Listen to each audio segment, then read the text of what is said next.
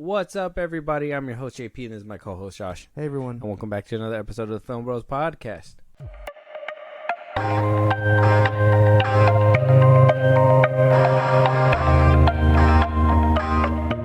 What's going on, everybody? So we got a good episode today. We got a couple trailers in the back end. We got the Meg 2 trailer. We also got a new Oppenheimer trailer and a discussion that you don't want to miss. And honestly, I feel very strongly and passionate. But first, we're going to jump into our first topic right off the bat, and that is going to be about the big mothership that is Marvel, that cannot stop hitting icebergs. Like hit another one? Yeah, this is another bump in the road, and it's not looking good. So Blade and another show that we will be discussing right now, but let's just start with one. Blade has now been paused yet again due to the writer's strike that happened. Oh, man. So let me take you guys back in time real quick, okay? Back in time to 4 years ago. This is the end of Endgame, right before the pandemic, back in 2019. And Kevin Feige comes out with our boy Mahershala Ali and, announces a new Blade movie. Next thing you know, we're on the fast track. We're ready to go. And then we hear that the script isn't ready, so then it gets pushed back. It gets a little delayed. Then we have a script, but nobody's happy with the script, and it was a shitty script. Wound up getting pushed again. 90 pages. Wound up telling us that everything's set to go. They're getting a new writer. Everything's gonna be ready to go. Start shooting by May 5th. At the time of recording this, it is May 8th. God. And that the director, or the Kevin Feige, assigned a writer, I believe Stephen Knight, to pen the new script. And a couple days later, right after that, the strike hit. And, it has a window to release, I believe, in September or October of 2024. We're at the point where we don't even know how long this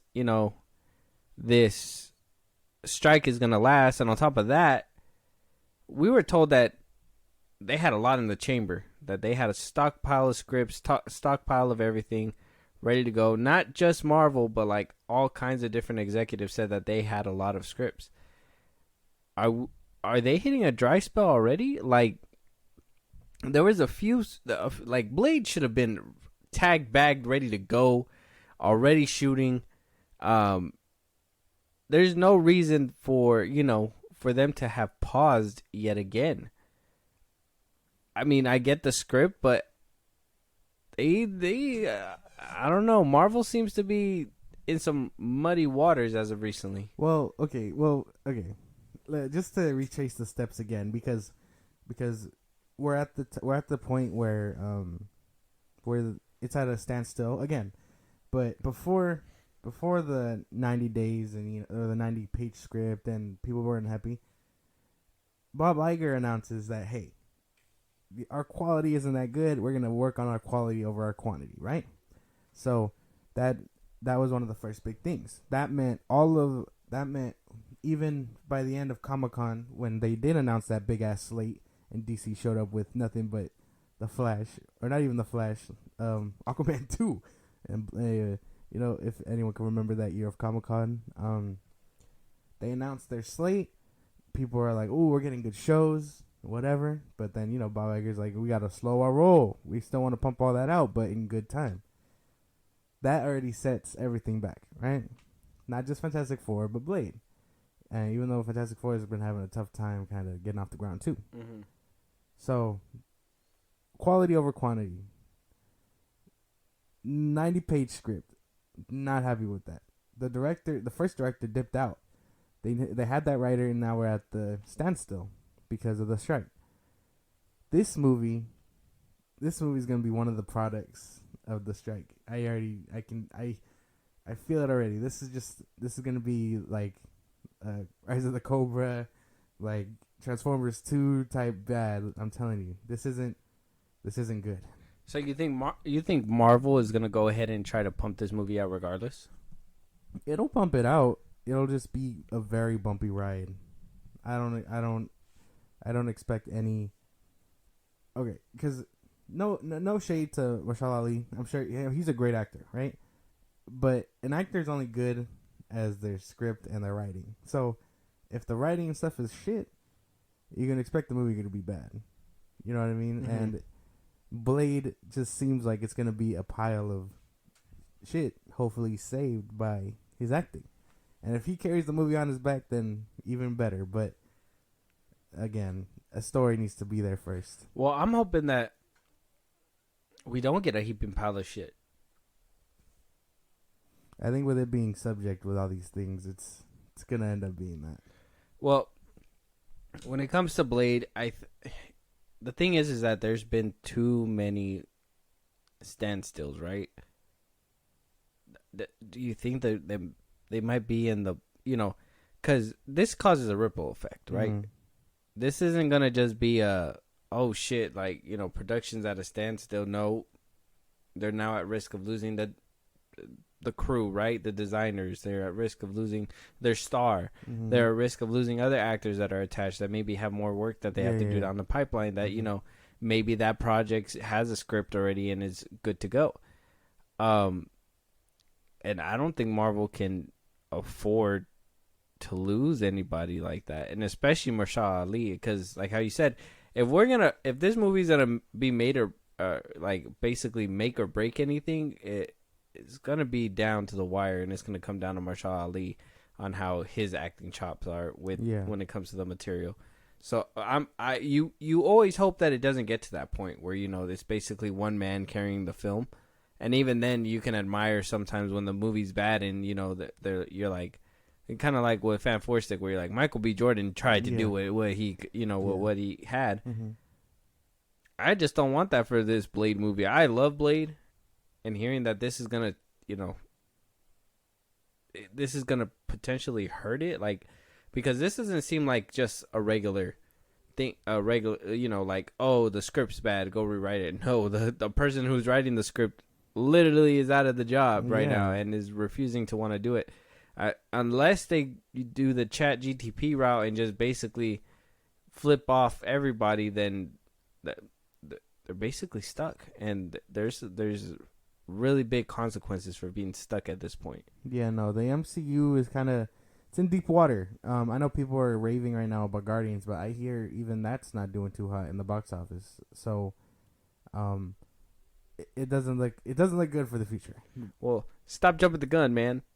Because we're gonna get to that. My fault. It's another iceberg that we'll get to, but it's Blade is just Blade, Fantastic Four. Like, I don't know what it is. These movies have just been having really bad trouble getting off the ground, and I think I read somewhere that Fantastic Four is supposed to begin filming in January, assuming they have a script. Assuming they have a script and they're not hindered by the strike. But even then, dude, like I said, these movies are gonna end up in their rawest form. No rewrites, no nothing. It's gonna be first take. You know what I mean? I don't even think Marvel has the balls to do that. Not with the way that it is. I doubt they'll scrap the movie entirely. I honestly don't want to be the one to say that they will, but I think if this was like a couple years ago, I think Marvel would have had the chance to be like, there was a problem and we didn't have the writers, give us a break. But the next, few are boom, boom, boom, boom. They're down. They're great. 2 bad, 3 great, 4 great, 5 great. And it's not a big deal. Bad. I mean, Guardians of the Galaxy might, review wise says that it's pretty good, but is it enough to save the roster? Because, I mean, you got to look at the numbers, and we're going to take a look at the numbers in a little bit. But purely review-wise, they say they have a hit, but what if the next one doesn't hit that mark? That's the problem, I think, because this isn't a movie that's happening. Okay, well, this is a movie that's supposed to set up and be in the future of the MCU. This isn't like a present thing, you know what I mean? If that makes any sense. Like, it's the future, It's not, like... It's already a bumpy road going that way. Imagine when we have to get there, Mm-hmm. Like it's hard to explain and make it make sense. But if Blade is the one breaking the Titanic in half, we gonna be sinking hard. You know what I mean? Moving forward. Oh, I don't think Blade is the reason why the Titanic sank. Because, like I said, we have a couple more icebergs that the Marvel ship that we're gonna call Titanic is hitting, and the second one is that Daredevil Born Again is also in a standstill. Damn. Due to the writer's strike. So that felt inevitable. Yeah, I mean, it was gonna happen. Now they were in the middle of shooting. Yeah. So they were middle of production. There's no pre nothing. They were in the middle of it. Now it's to the point where they have completely halted production, just so to obviously pay respects for the writers and show solidarity. Yeah. This is another yikes for Marvel, because this is the show that everybody's watching right now. Basically, they were waiting for this one. I think this is the one that's basically gonna make or break the Disney Plus shows. If they don't deliver with this one, is gonna be a very bad rap. I think this is the one that everybody universally is looking forward to.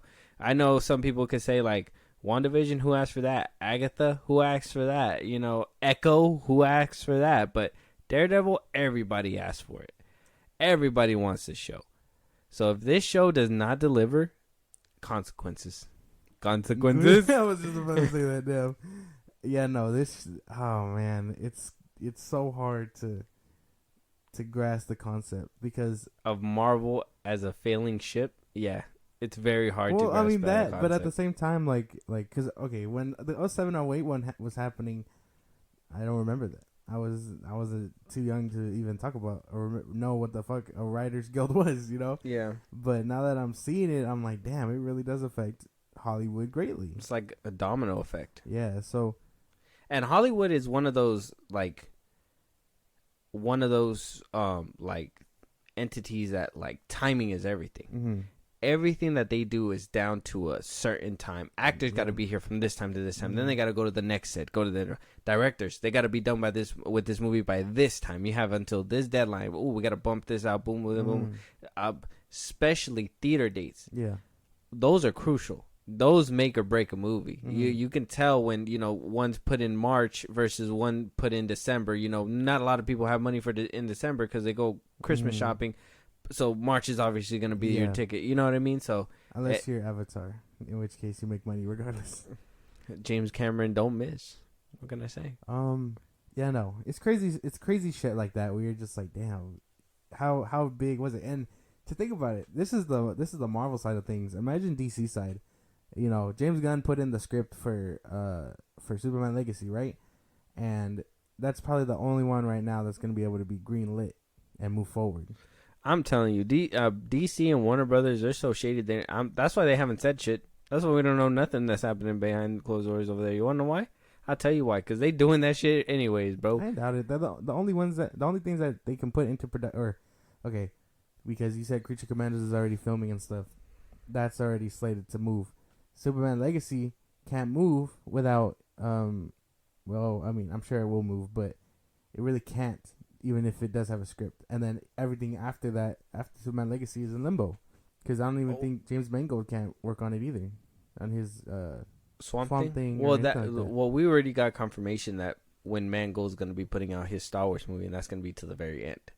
So that has to mean that he's going to be focusing on Swamp Thing first. Well, that's why. But even then, that's hindered to a stop right now. He can't. I don't even think he can work on that. Yeah, but what are the two that James Gunn really needs over there? It's just Creature Commandos and honestly Superman Legacy.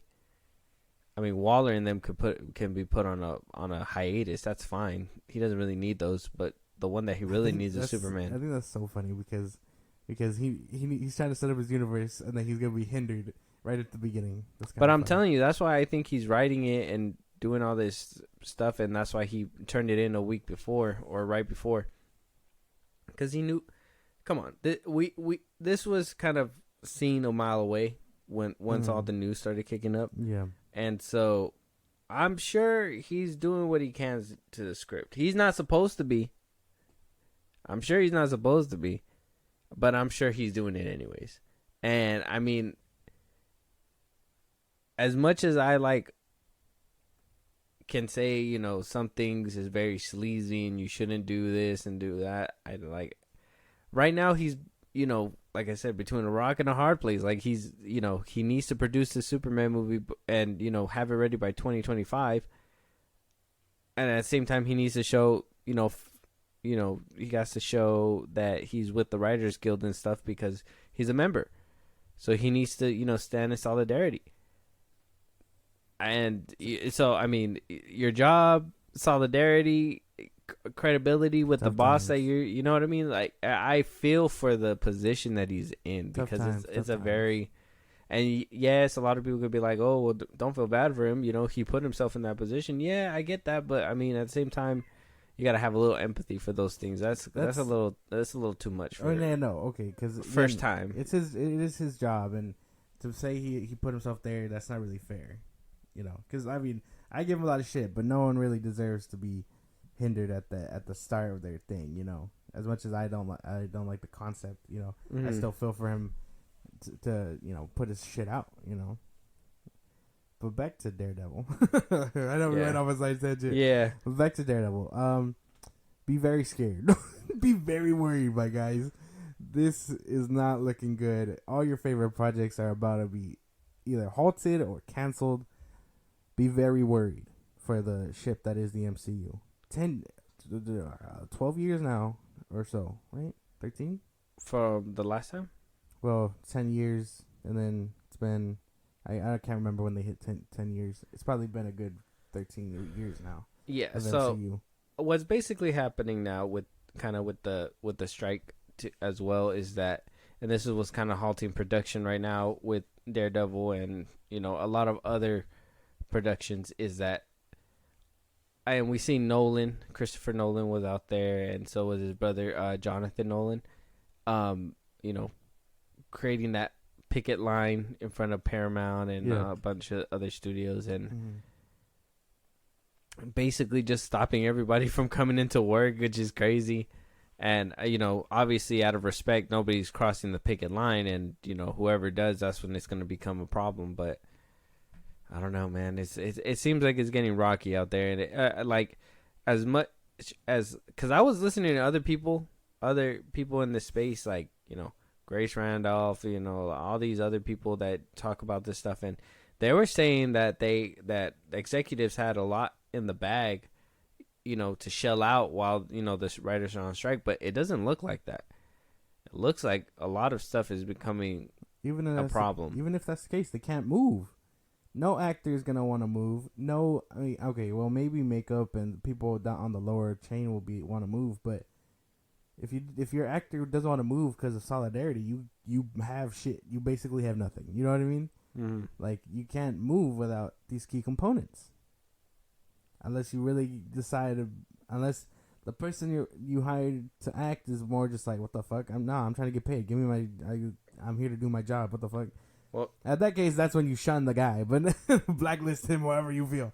But yeah, no. There's a certain thing going on around Hollywood where you got to do it for the people. Couldn't have said it better myself. So hopefully these two get back on track soon. Hopefully this writer strike gets all settled because Marvel does not need this, because their last and potential final iceberg is Guardians of the Galaxy 3. Now, we did hear that it did do pretty decent in the box office. Not the best, not the worst. Domestically made about 118 million. Worldwide, probably like about 226 million, I believe. Beat out Shazam 2. That's a thumbs up. If Shazam 2 is the bar, man, my God. Made half of Black Adam. We have to have a serious conversation. Yeah. So, I mean, man. So, and after doing some research and, you know, trying to figure out whether this is good or not, it's not necessarily good because, you know, the fact that the second one opened up at 146 million and this one's only doing 118 million. Now, nobody's saying that this movie's in dead water. It just needs to, and how kind of like this article that Variety put together saying like, it just needs to be able to stay there. Basically make that money the same way that they made 118 million, make that or more in the next weekend, and not basically take that decline like some people or a lot of movies take, like Shazam 2 and Black Adam. Yeah. It's actually really funny because And Quantumania. It's actually really funny because everybody is so concerned about box office numbers these days. Even though it felt like not long ago people cared. You know what I mean? Everybody cares about box office numbers. Well, no. Well, hold on. That's the true test of performance. Well, no, hold on. Hollywood cares. The fans just grasp the concept of, hey, if you want another one, you have to see the first one. You know what I mean? It's been like that forever. Remember when we had that conversation a few pods ago? Go check those out. It's just hashtag self-plug. It's just with the Guardian. I'm not. Maybe this is because it's his last outing and James Gunn doesn't really care. He's just like, I put my story together. It is what it is. I'm out. But if people want another Guardians movie, they're gonna have to go out and see it. You know what I mean? And it's funny because people were like, "Oh, this is like DC can't make it at the box office, can't crack $1 billion, this and that," and I'm like, well, now the MCU is making less than what they used to. Yeah, but I mean, yeah, but at least Marvel was there. You can't even hate. At least Marvel was there. It's kind of like that. You can't. How can you hate from outside the club? You can't even get in. You know what I mean? Like they are steadily losing their membership. I mean, yeah, but still, though, like they can still bounce back. That's the thing, and this one isn't the flop that everybody thinks it is. I mean, it's like I said, reviews are great, and I could tell you right now, like I haven't seen it. We have not seen it. I'll tell you right now that I haven't seen it because I'm not really jumping to this movie. This movie is not something that I was like, yeah. And to be honest, I don't think I've seen any of the Guardians of the Galaxy in theaters. None of them. They just never. To me, they just. I would go and I would rather watch Ant-Man before I'd watch this one. You know what I mean? And I did. I watched Quantumania thinking that Paul Rudd was gonna Paul Rudd it up, and it was gonna be a great time, and. Oh, I was disappointed. No, man, me too. I was disappointed. Me but too. With this one, I can keep it a buck with you guys. Like, I'm probably not gonna give it my money unless we have a slow weekend or something, and we just have nothing better to do. We'll probably go and watch it. But I'm really not in a hurry, and the reviews and everything don't really make me want to watch it either. If that makes sense. It does make sense. Man, tough time for the MCU. Just iceberg after iceberg after iceberg. At least this one's not a crazy big iceberg. It's just a tiny iceberg. Yeah, it's like a little baby iceberg. Like, hey, I'm here. It's just it's just letting them know, like, hey, I'm down here, and I could totally fuck you up if you guys don't make the right move. You know what I mean? I don't know if this will have the strength to hold on another weekend or another 2 weekends, because to be honest, it has like 2 weeks, and then after that, that's when Flash is gonna be coming out next month. Into the Spider-Verse towards the end of this May, right? Towards the end of May. June 8th. June 8th. Something like that. Okay, so they basically have 2 weeks until Across the Spider-Verse, and that's a fair amount of time to see whether or not Marvel's going to need some respiratory help. You know what I mean? Yeah. And we're going to have to, breathe it back to life because, to be honest, and even a lot of people, you like, United say that this movie's good, and a lot of people on the side of that, they say Marvel's woke. Everybody was kind of looking forward to this one, saying, like, this is one that, was down the pipeline before all that woke stuff. So I know a lot of people were actually okay with this movie and willing to give it a shot, at least the people that knew the stuff behind the scenes. General audiences, on the other hand, I don't know if they just got burnt by all this shit. What if they just got burnt by Quantumania, Multiverse of Madness, Black Adam, Shazam 2? You know what I mean? What if audiences are just tired? Maybe. The general audience would give up kind of easily. Comic book fans would be jumping at the seats for this, unless you think unless you're one of those people that think a whole ass quote unquote cult can hinder box office numbers, then you're delusional. But I just Not even the right side of the aisle, though. No. I don't know. Maybe because this is James Gunn production, regardless. I don't know. But it's so weird because like it only makes me think about like the next set of comic book movies, like not even the Marvels. Like okay, I expect Across the Spider-Verse to do numbers, and then I expect maybe I'm biased, but I expect the Flash to do numbers.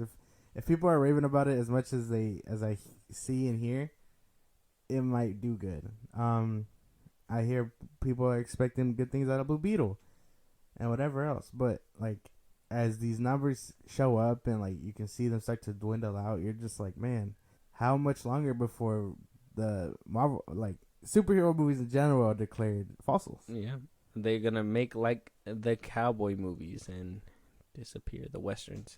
What do you think will take its slot? After that, I think sci-fi is making a comeback. I think a lot of people are into sci-fi again and horror, which is weird. I think ever since we're gonna get Jason X2. Ever since they like breathe air back into series like The Evil Dead or Scream or whatever, yeah, I think I could see that happening. Yeah, I think, and then plus I don't know. The first Dune was a success. I don't know about Dune 2. And depending how Rebel Moon does and a couple other sci-fi movies that are going to be coming out pretty soon, like we'll see where the general audience is probably I really wants to go. hope Dune 2 smacks. I like the first one. I still got to watch it. I haven't gotten there yet. Got to watch it. Moving on though, it sounds like James Gunn is not going to be getting away from the allegations, and one of those allegations is putting a puppy in or an animal in every single movie he makes. So sorry, I just like the image. It's just him photoshopped into a picture. Yeah, is it like Superman in them? That's Oh funny. my god, that's funny. Anyways, but so a lot of people say that James Gunn has a formula. Says that hey, any movie that he does, I'm gonna put an animal in there because it's the easiest way to pull on the emotional heartstrings of the audience is having an animal. And apparently, with Superman Legacy, he's not gonna skip a beat because apparently he jokingly in a video, I couldn't find the video anymore. I don't know what happened to it, but jokingly says to Chris Pratt while he was promoting Guardians of the Galaxy Volume 3 that he has Crypto and was thinking that Chris Pratt could voice Crypto. And, he says that it was a joke or says that it was a scoop or whatever. And the interviewer basically said, like, oh, yeah, that's a scoop for me. I don't know if it was a joke or if it's real. And God, do I hate the sound of that. I love Crypto. I think he's good. Even saying that, Chris Pratt could have probably voiced him, that probably sounds good too. Maybe, I don't know. I wouldn't mind that in a different movie. I wouldn't want Crypto in with Superman. And I don't know.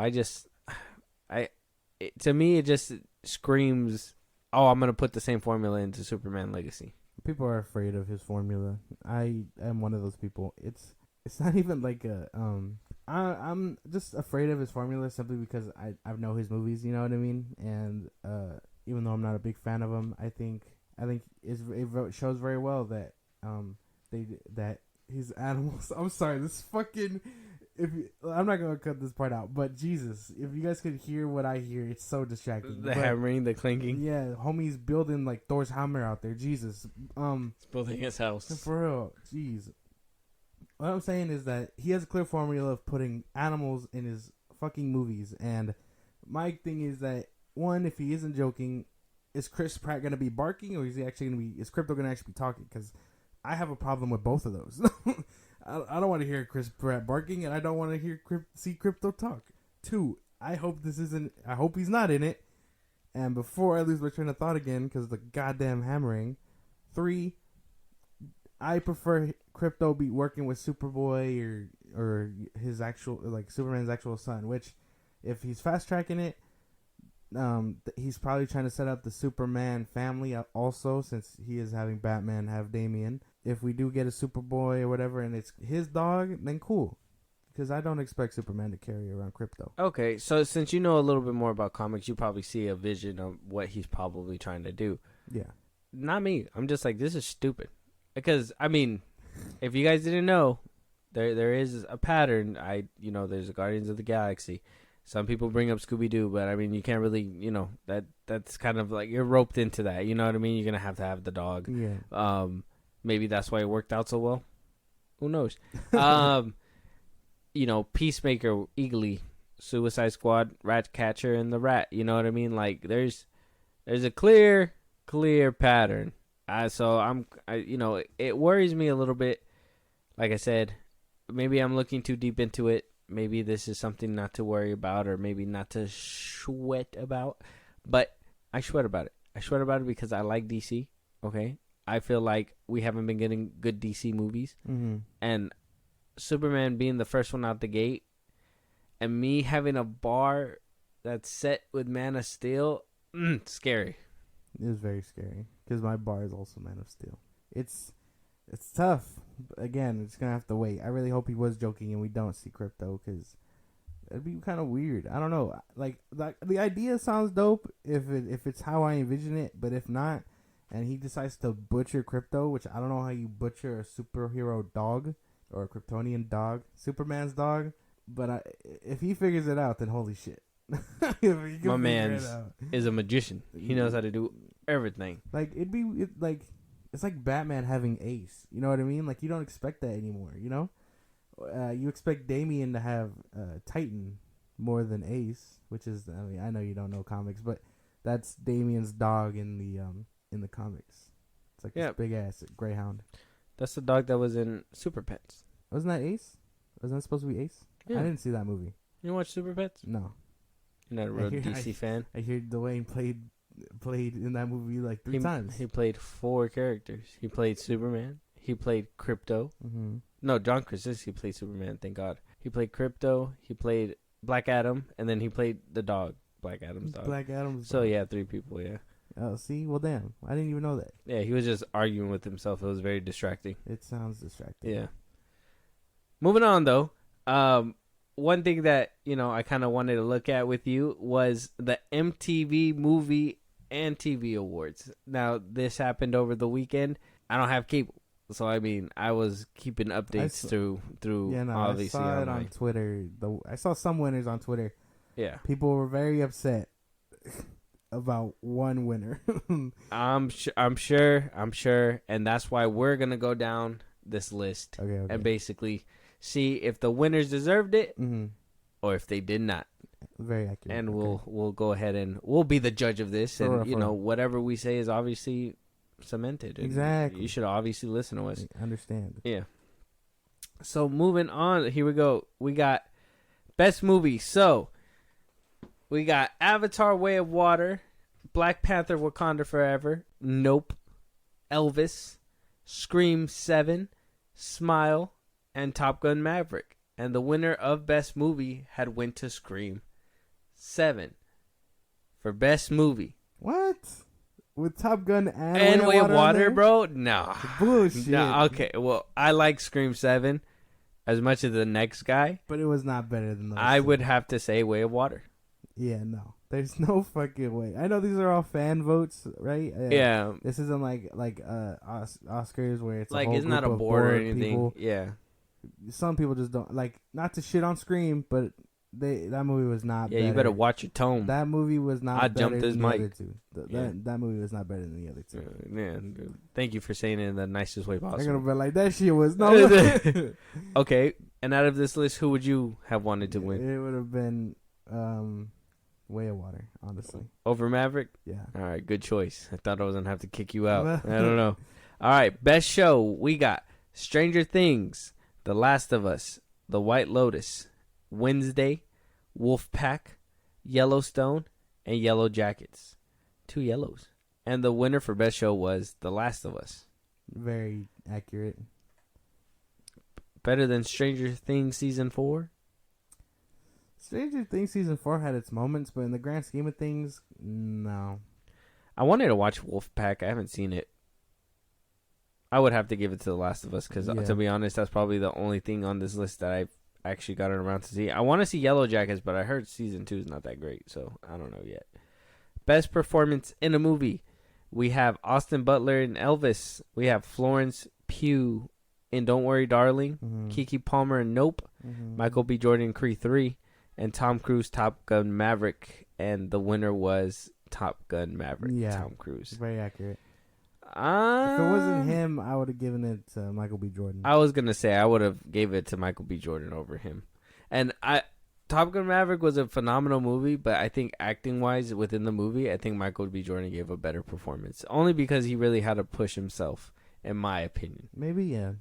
I feel like with Top Gun, it was just like, get into shape and learn how to fly this plane. No, because then, Russian plane after me. Oh, no, because when he had his serious moments, he delivered his acting chops very well. Or I would give it to Florence Pugh. Even though the movie was kind of trash, I think her acting was pretty good. She was pretty good in Don't Worry, Darling. Yeah.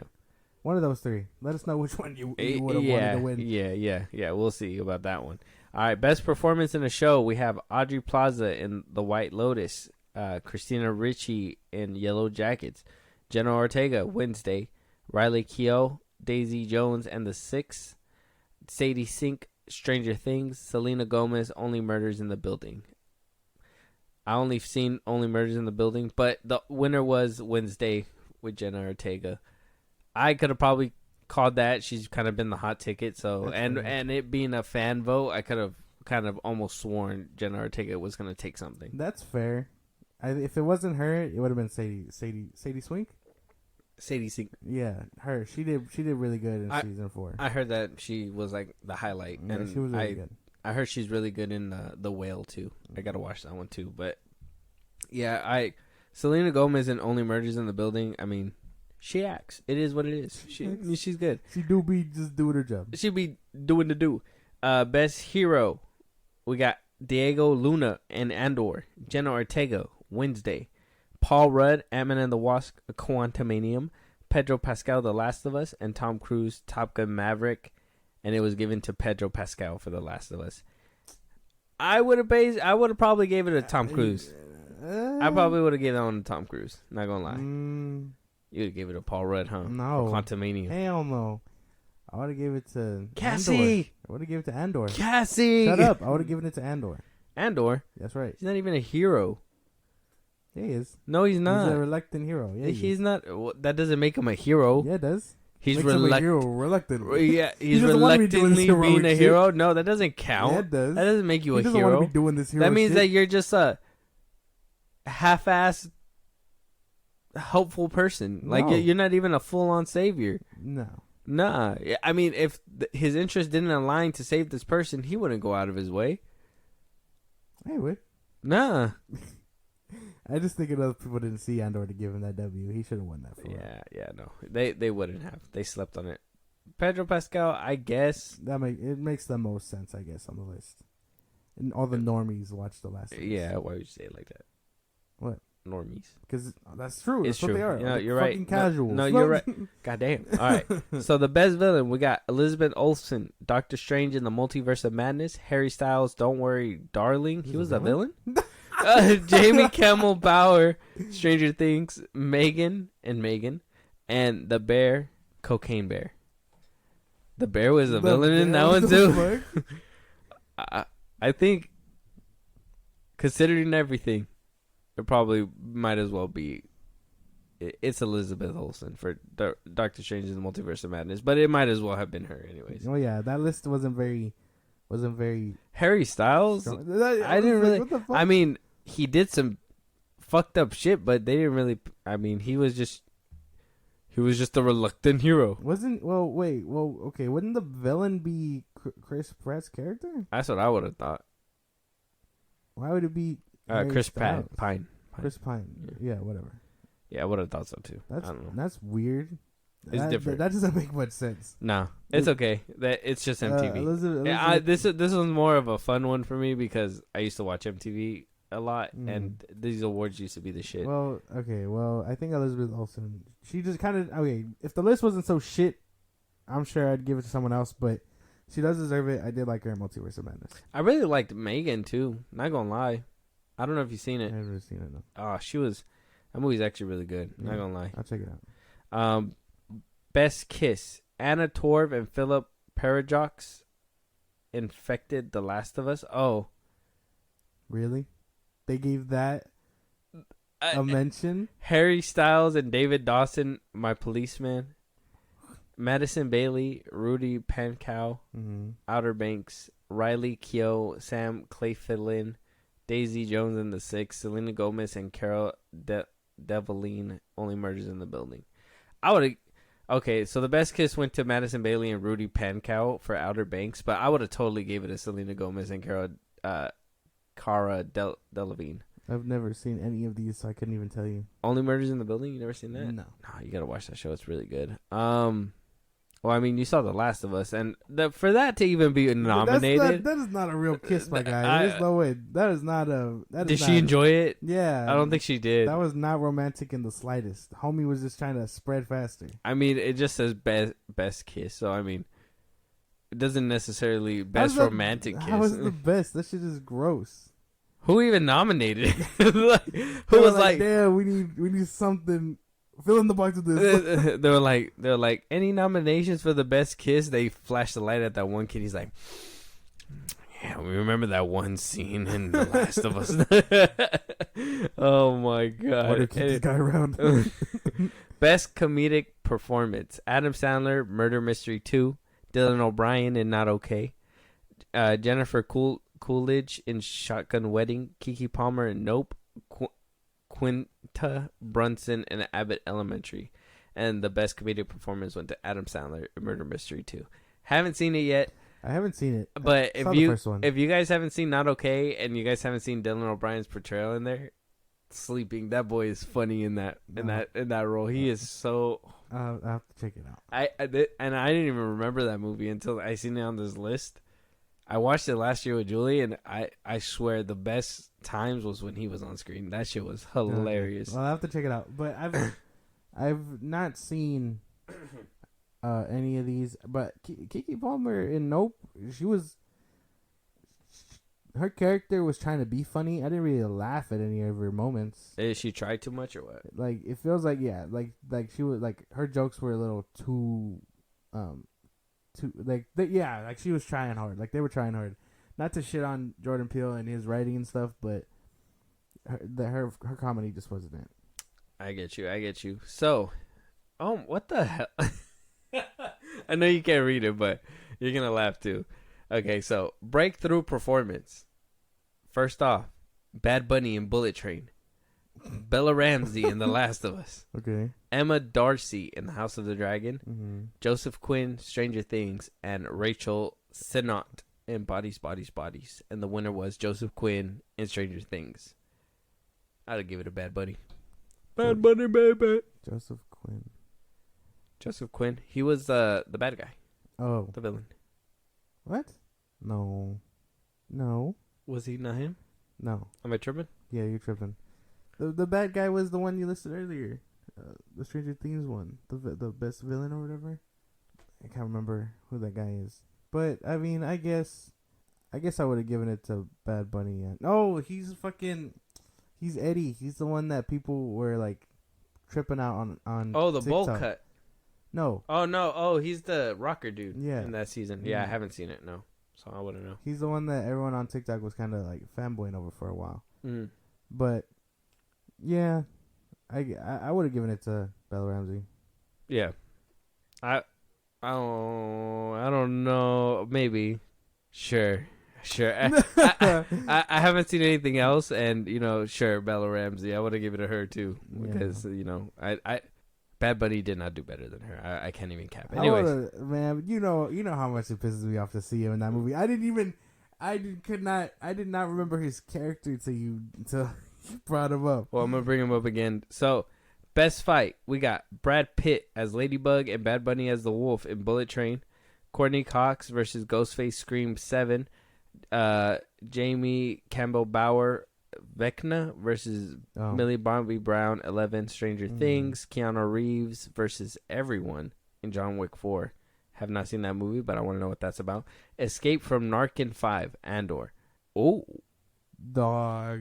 Ooh. I wish more of you fucking casuals watched Andor. The winner was Courtney Cox versus Ghostface in Scream 7. What? Deserved, kind of. Low key. Low key. She had a couple badass parts. Brad Pitt and Bad Bunny's fight was kind of short, but I thought it was pretty cool too. I haven't seen John Wick 4. Escape from Narcan 5 and Andor. If that's the one that I'm thinking of, I probably would have gave it a Scream 7 too. That's when they escaped the prison, no? Right, yeah. Yeah. Mm-hmm. I would give it up to that. Damn, I wish more of you people watched Andor. God damn it. The MTV Awards would be dominating if we had Andor with actual audience members. But I suppose if I had to give it to somebody, it would be the one that won. Courtney Cox and Scream 7? Yeah. Yeah, I need to see Versus Everyone. I got to see that shit. I got to watch John Wick 4 whenever it comes out. Most frightened performance. Jennifer Coolidge in The White Lotus. Jesse Tyler Ferguson, Cocaine Bear. Justin Long, Barbarian. Rachel Sennett, Bodies, Bodies, Bodies. Sosie Bacon, Smile. Justin Long in Barbarian. Oh, but the winner was Jennifer Coolidge in The White Lotus. No. But I would have gave it to Justin Long. Yeah. If y'all seen The Barbarian, you'd know what we're talking about. I'd most definitely give it to Justin Long. I thought he did a phenomenal job. And that boy crazy. That boy too crazy. Best duo. Camilla Mendes, Maya Hawke, Do Revenge. Jenna Ortega plus The Thing, Wednesday. Pedro Pascal plus Bella Ramsey, The Last of Us. Simona Tabasco, that's her last name. Beatrice Grano, The White Lotus. Tom Cruise and Miles Teller, Top Gun Maverick. And the best duo went to Pedro Pascal and Bella Ramsey for The Last of Us. So that's fair. Yeah. I mean, I kind of do like Miles Teller and Tom Cruise together. They were a good pair. I'd say it's a tie between those two. Wednesday and Thing, like they were cool on screen, but I mean, again, homie's just a hand. You know what I mean? Like there's not much dynamic duo in that. They just kind of like, oh look, it's doing the finger thing. Yeah. Yeah. Okay. If anything, yeah, no, fair game between Top Gun and The Last of Us, though. Yeah, me personally would have gave it to Tom Cruise in them, but that's just me.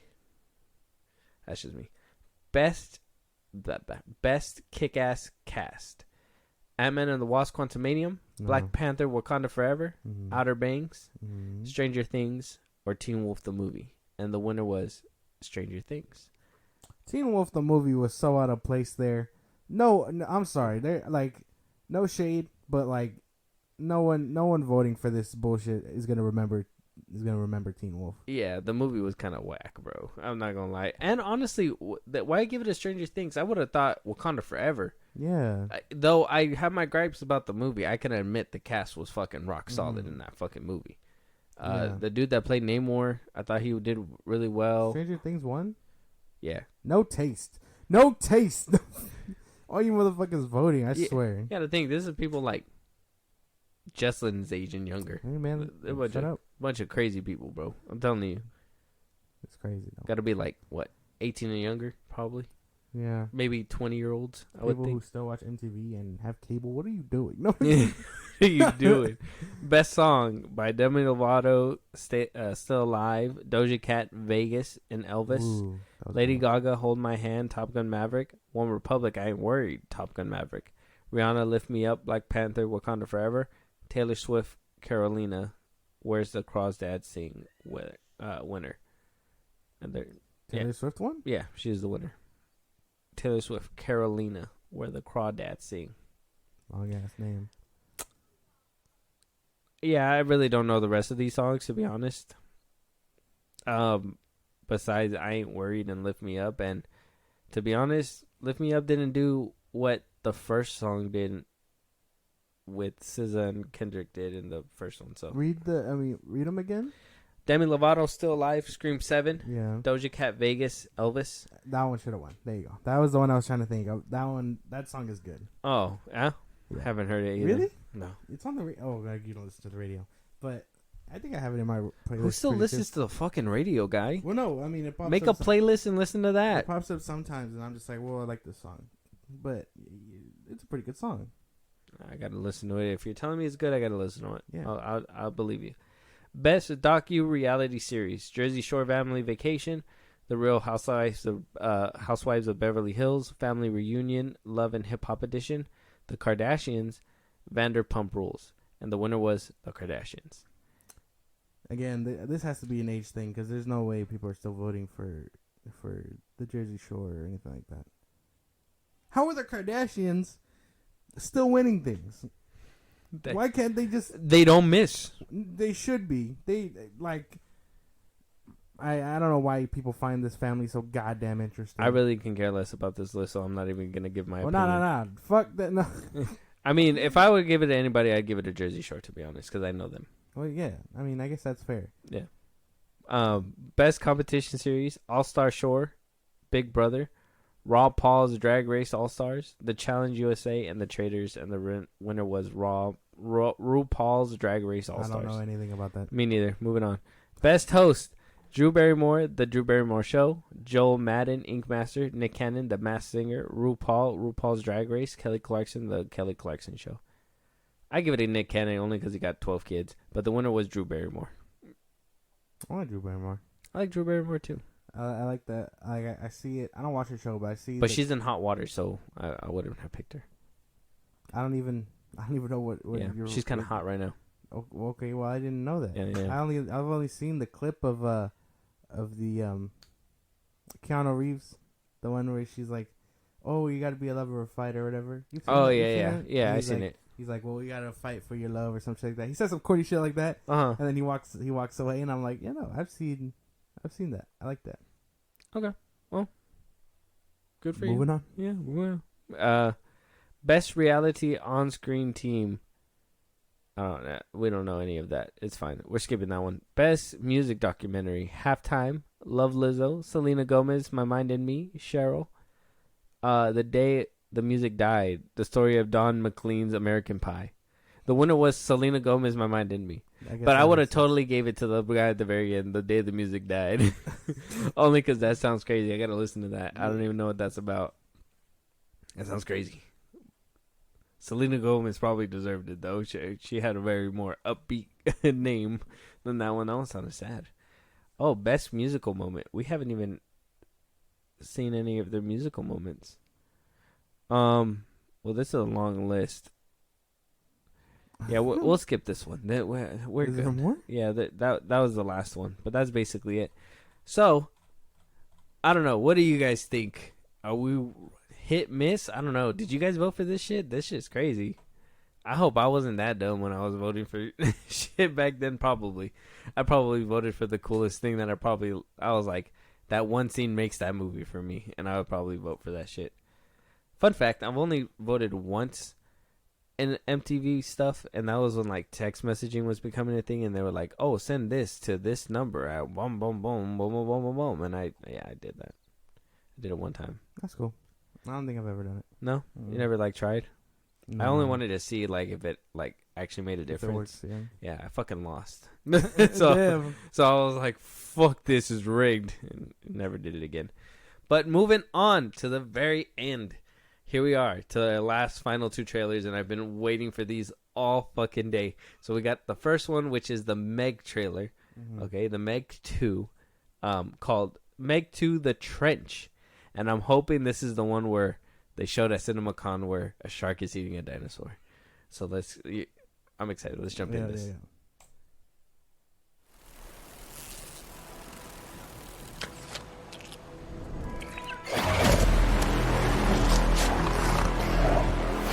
CGI's rough already.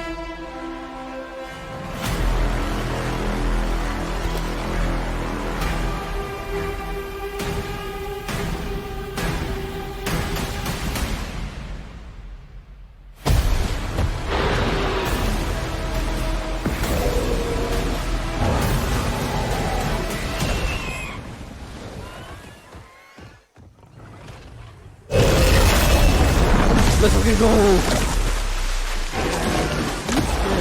Oh my god.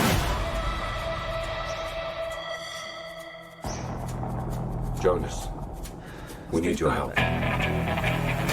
We're detecting increased aquatic activity 25,000 feet deep in the trench. It's an ancient ecosystem untouched by man. Whatever is down there is trying to make its way to the surface. This was a bad idea. Just a little bit.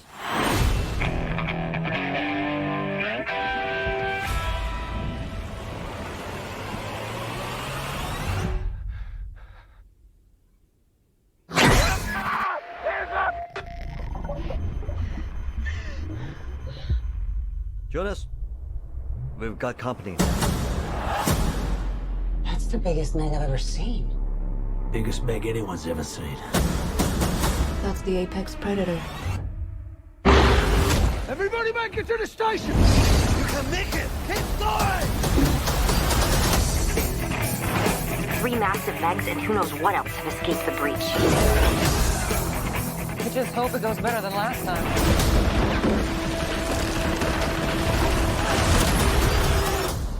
What happened last time? You don't want to know. Go! We've never seen this before. They hunted in packs.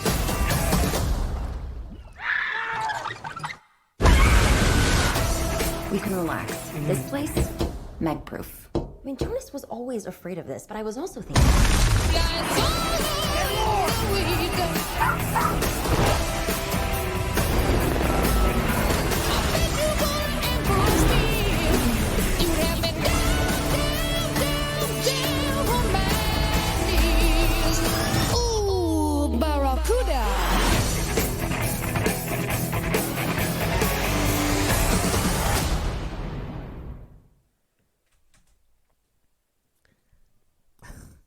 Oh my god. I'll be honest, I'll wait for streaming, but it doesn't look. Just the fact that they're bringing back Statham is kind of just like a big WTF to me. Like that scene where he was like, "This is a bad idea." It's like you didn't learn your lesson the first time. You didn't think fucking with big sharks underneath the ocean was a bad idea the first time, and now you're close to the second time, and now you're pondering and thinking now like, I probably shouldn't do this. I know I gave it shit last time we talked about this movie. But it looks like it's leaning into its goofiness, and if that's the case, I think I'm for it.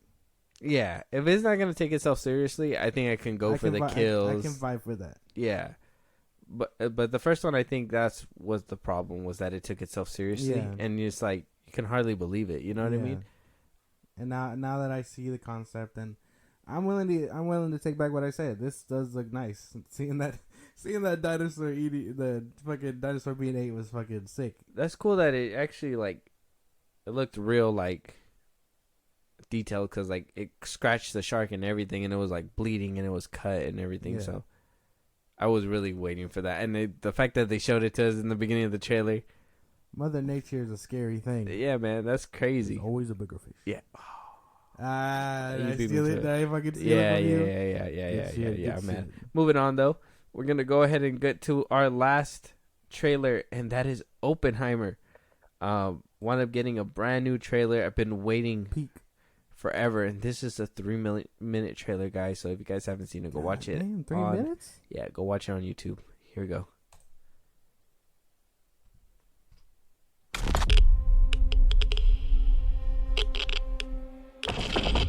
Peak cinema. I'm in it. I want to watch it already. We don't even need to see the whole trailer. This is a national emergency. Detonator charge.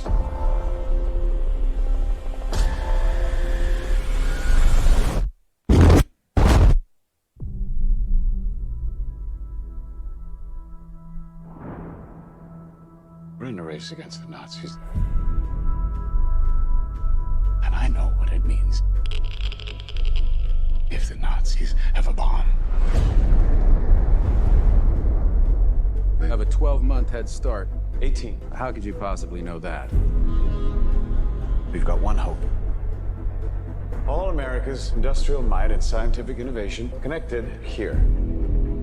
A secret laboratory. Keep everyone there until it's done. Let's go recruit some scientists. Build a town, build it fast. If we don't let scientists bring their families, we'll never get the best. Why would we go to the middle of nowhere for who knows how long? Why? Why? How about because this is the most important thing to ever happen in the history of the world? You're the great improviser, but this you can't do in your head. Are we saying there's a chance that when we push that button, we destroy the world? Chances are near zero. Near zero. What do you want from theory alone? Zero would be nice.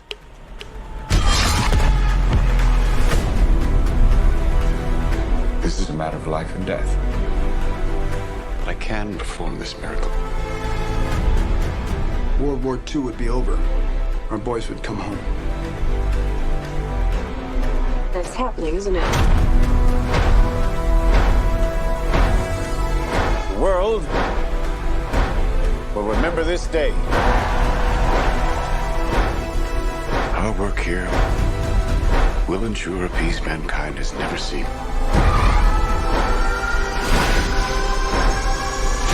Until somebody builds a bigger one. You are the man who gave them the power to destroy themselves. And the world is not prepared.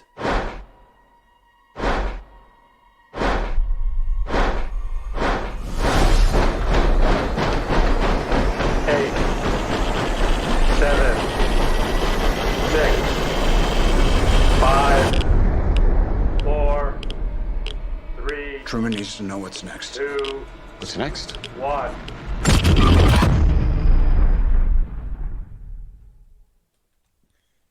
That's a fucking trailer, man. That shit had me so fucking captivated the whole time. I gotta watch that again. Holy shit, dude. That looked really fucking good. That movie looks amazing. That's how you do a trailer. No fast cuts, no nothing like... Oh my god, man. That looks so good. That shit was so, like, mad captivating. If you guys haven't seen this trailer, go watch it. It is on YouTube right now. That's Oppenheimer. Man, this is one that we gotta watch in theaters. Fuck, dude, yeah. Premium screen, man. IMAX, bro. Like, that explosion. That looked fucking dope. Way to go. I'm excited. I'm hyped. Now that cinema. That fucking cinema. Before the even trailer started, like I said, that shit was gonna be peak, and that was so that man. was... it's very hard for me to like watch a trailer sometimes because some trailers are just so like bad and they give away either too much information or like they just try to fill it up with like explosions and boom boom boom and fighting and shit like that. Yeah. This one, it just made you like, it gave you the little bit of taste, but at the same time like gave you like a window to kind of see what you're gonna get into, but didn't give you the whole picture, if that made sense. And now it was like, that's how you do a trailer. That's exactly not like Fast and the Furious put out a 3-minute trailer, and I feel like I watched the whole movie. Fast X, when they put out that trailer, you know, with the helicopters, I felt like I watched the whole movie. They put the 3-minute trailer out. I don't even know what the fuck's gonna happen. Albert Einstein, I seen him. I'm in it. My God, that looks fucking sick. Man, I can't wait for that. Yeah. Oh fuck. Yeah. Dude. Lost for words. Holy shit. Yeah. It just looks good. Go see the trailer. It's a 3-minute trailer. Oh man, we're probably gonna end up rewatching it after we end this. So yeah, so let's wrap it up. So as the end of our episode today, if there's anything we should have talked about but we didn't, anything that you guys want us to talk about, any movies you want us to review, if you guys want to support us in a big way, Josh, go ahead and let them know where they can let us know. Twitter, TikTok, Instagram at FilmBros Podcast. We post when new episodes are up and very engaging things for you guys to hit us up with. Whether it be news, movies, like you said, anything you want us to cover, any topics we could just sit around for hours and talk about that are very captivating. Let us know there again. Twitter, TikTok, Instagram at FilmBros Podcast. If you want to listen to us on the go, or hell, while you're reading a book, watch it, maybe, whatever you're doing on a daily basis. Spotify and Apple Podcast at FilmBros Podcast.